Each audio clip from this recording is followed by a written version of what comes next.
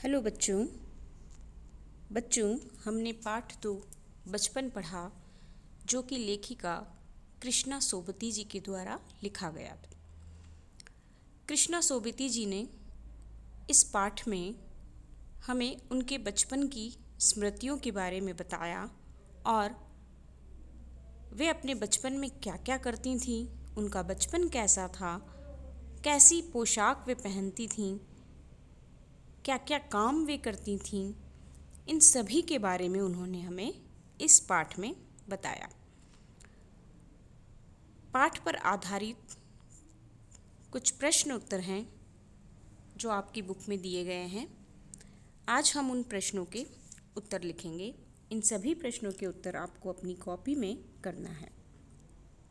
सबसे पहले संस्मरण से का पहला प्रश्न है, लेखिका बचपन में इतवार की सुबह क्या क्या काम करती थी। इतवार यानी रविवार, संडे। पाठ में हमने पढ़ा है कि लेखिका रविवार के दिन अपने मोजे धोती थी, खुद, है ना, स्वयं अपने मोजे धोती थी, अपने जूतों पर पॉलिश करती थी, उन्हें कपड़े या ब्रश से रगड़कर चमकाती थी। तो यही उसका उत्तर है। पर उत्तर लिखने की जो शब्दों का चयन और भाषा का क्रम, ये हमें विशेष ध्यान रखना है ना। उत्तर तो हमें बुक में सारे मिल जाते हैं, लेकिन हमें भाषा का क्रम क्या रखना है, व्यवस्थित शब्दों का चुनाव करना, इन सब बातों का हमें उत्तर लिखते समय ध्यान रखना होता है। तो जैसा प्रश्न पूछा गया है, उत्तर की भाषा भी वैसी ही होनी चाहिए। बचपन में इतवार की सुबह लेखिका अपने मोजे धोती थी, फिर जूतों पर पॉलिश करके उसे कपड़े या ब्रश से रगड़कर चमकाती थी। दूसरा प्रश्न है, तुम्हें बताऊंगी कि हमारे समय और तुम्हारे समय में कितनी दूरी हो चुकी है। इस बात के लिए लेखिका क्या क्या उदाहरण देती है। बच्चों, हमने पाठ में पढ़ा है जिसमें कृष्णा सोबती जी ने बताया कि उनका बचपन आज के बच्चों के बचपन से बहुत अलग है। आज के बच्चों का बचपन उनके बचपन से एकदम अलग है। पहले कुछ और चीज़ें हुआ करती थी, आज उन चीज़ों के नाम बदल गए हैं ना। तो बचपन में प्रयोग में लाई जाने वाली वे सारी चीज़ें अब बदल गई हैं। पहले कुछ और पसंद हुआ करती थी बच्चों की, आज के बच्चों की पसंद कुछ और होती है। तो इसी आधार पर उन्होंने बहुत सारे उदाहरण इसमें दिए हैं। लेखिका अपने समय से आज के समय की दूरी को बताने के लिए निम्नलिखित उदाहरण प्रस्तुत कर रही है। पहला, तब उन दिनों रेडियो और टेलीविज़न की जगह कुछ घरों में ग्रामोफोन होते थे। दूसरा, पहले कुल्फ़ी होती थी, अब आइसक्रीम हो गई। कचौड़ी समोसा अब पैटीज़ में बदल गया है। तीसरा, फालसे और खसखस के शरबत के स्थान पर कोक और पेप्सी जैसे शीतल पेयों ने ले लिया है। उनके समय में कोक नहीं, लैमनेट, विम्टो मिलती थी। अब तो और भी बहुत कुछ मिल गई। यदि हम आज के बचपन से जोड़ें इस बात को, तो आज तो बहुत सारी चीज़ें और बदल गई हैं, है ना। यदि हम इस पाठ के आधार पर बात नहीं करें और आज के समय की बात करें, तो आज के समय में इन सब चीज़ों का और बदलाव हो गया है ना। अब रेडियो और टेलीविज़न की जगह हर घर में मोबाइल्स, टैबलेट, लैपटॉप और भी अत्याधुनिक चीज़ें हमें देखने को मिलती हैं। तो पाठ के आधार पर हम यही बताएंगे कि लेखिका ने इन चीज़ों का उदाहरण दिया है। प्रश्न 3, पाठ से पता करके लिखो कि लेखिका को चश्मा क्यों लगाना पड़ा। चश्मा लगाने पर उनके चचेरे भाई उन्हें क्या कहकर चिढ़ाते थे। तो पाठ में लेखिका ने अपने चश्मे लगने के पूरे प्रसंग का वर्णन किया है कि किस तरह उन्हें चश्मा लगा। तो लेखिका को चश्मा क्यों लगाना पड़ा था। लेखिका को रात में टेबल लैंप के सामने बैठकर पढ़ने के कारण उनकी नज़र कमज़ोर हो गई थी। इस वजह से उन्हें चश्मा लगाना पड़ा। और आज के बच्चों को चश्मा क्यों लगता है बच्चों? बहुत अधिक मोबाइल की स्क्रीन पर रहने से या टीवी बहुत अधिक देखने से, है ना। पढ़ने से चश्मा लगने वाले तो आजकल बच्चे बहुत कम हो गए हैं, ठीक है ना। तो यहाँ हमें लेखिका के चश्मे लगने का कारण लिखना है, ठीक है।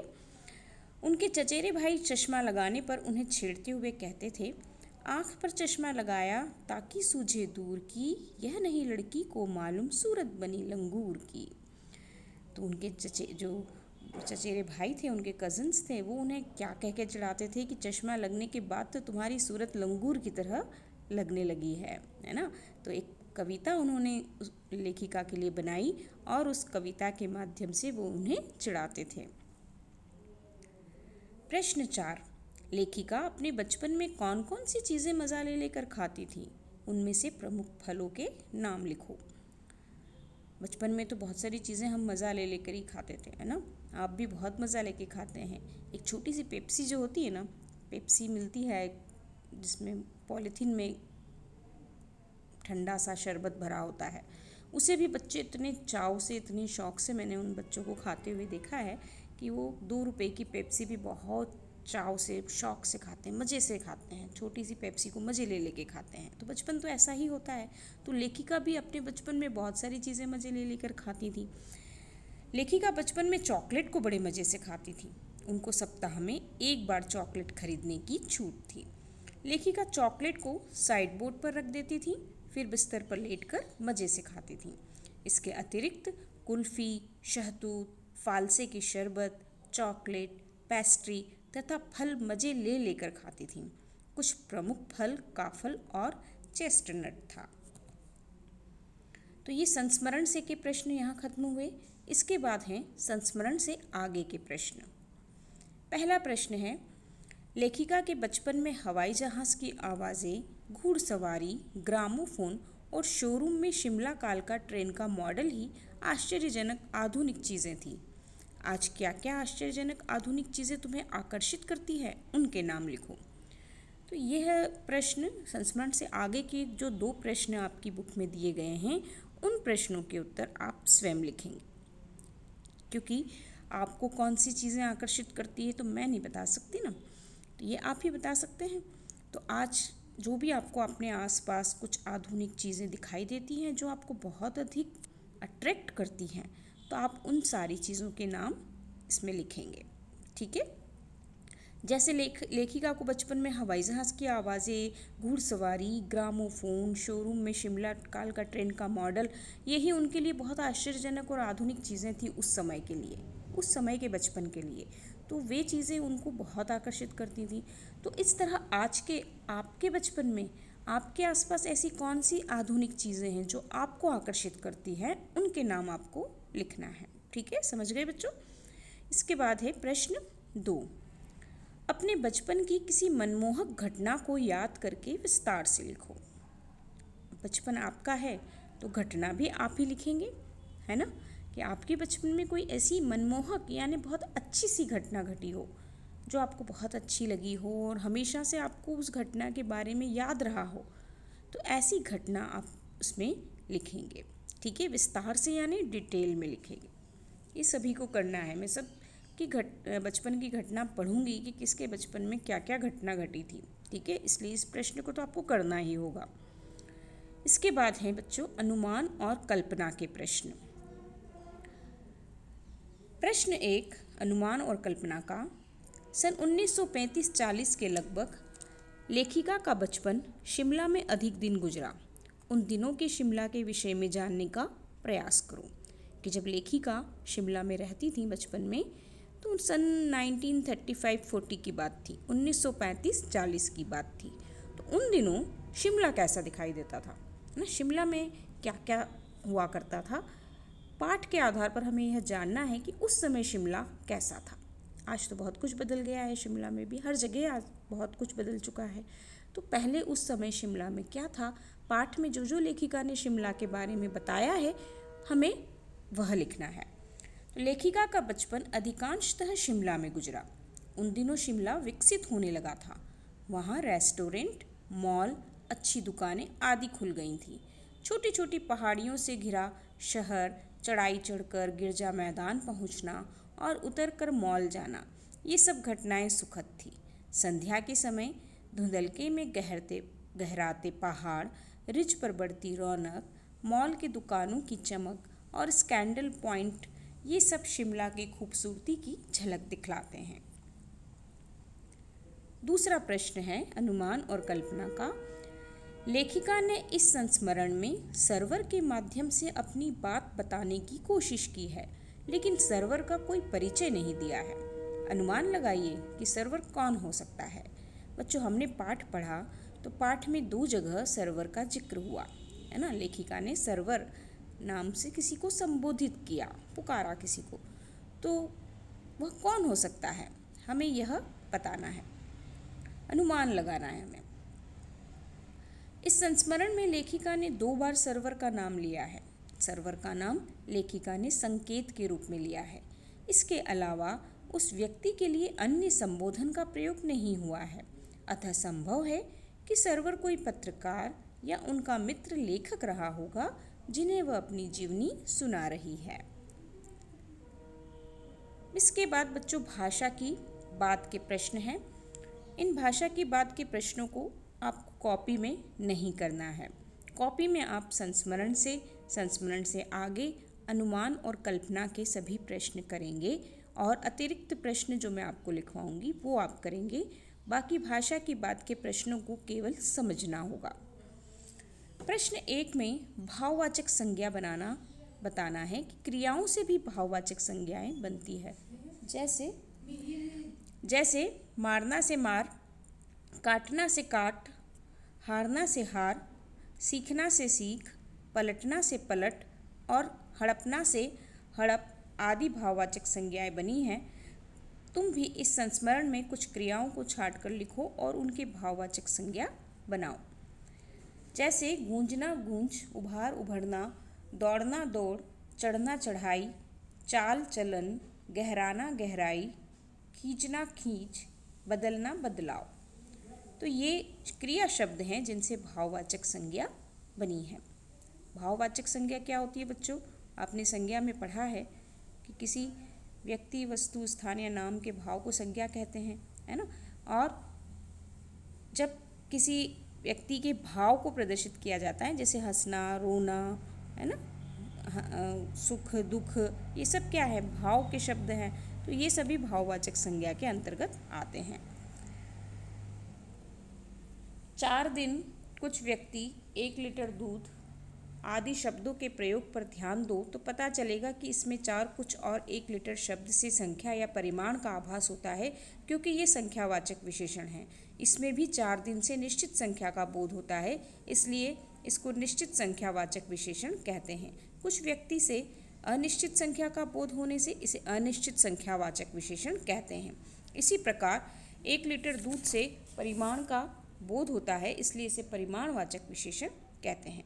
बच्चों, इस प्रश्न में विशेषण के बारे में बताया गया है, विशेषण के प्रकारों के बारे में, संख्यावाचक विशेषण और परिमाणवाचक विशेषण।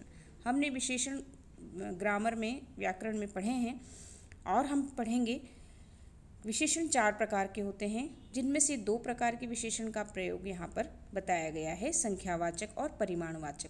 संख्यावाचक विशेषण भी 2 प्रकार के होते हैं, निश्चित संख्यावाचक और अनिश्चित संख्यावाचक। परिमाणवाचक विशेषण भी 2 प्रकार के होते हैं, निश्चित परिमाणवाचक विशेषण और अनिश्चित परिमाणवाचक विशेषण। अब नीचे लिखे वाक्यों को पढ़ो और उनके सामने विशेषण के भेदों को लिखो। मुझे 2 दर्जन केले चाहिए, 2 किलो अनाज दे दो। तो 2 दर्जन में क्या है? निश्चित संख्यावाचक है। 2 किलो निश्चित परिमाणवाचक है। कुछ बच्चे आ रहे हैं, कुछ अनिश्चित संख्यावाचक है। सभी लोग हंस रहे हैं, सभी में अनिश्चित परिमाणवाचक है।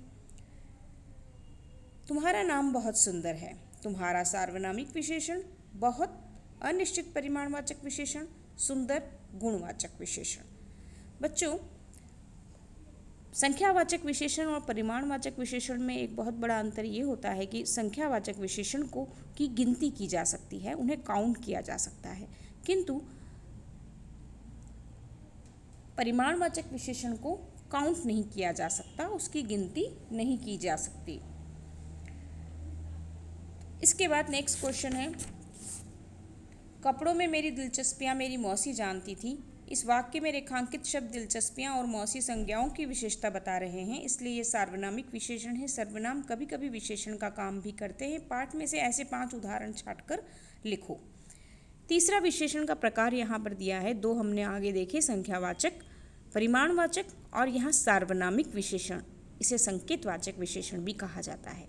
सर्वनाम हम जानते हैं बच्चों, सर्वनाम जो संज्ञा के स्थान पर प्रयोग में लिए जाते हैं उन्हें सर्वनाम कहते हैं, और ऐसे सर्वनाम शब्द जो विशेषण के आगे लग जाते हैं वो सार्वनामिक विशेषण कहलाते हैं। विशेषण के पहले जुड़ जाते हैं उन्हें सार्वनामिक विशेषण कहा जाता है, जो संकेत करते हैं हमें विशेषता की ओर, है ना।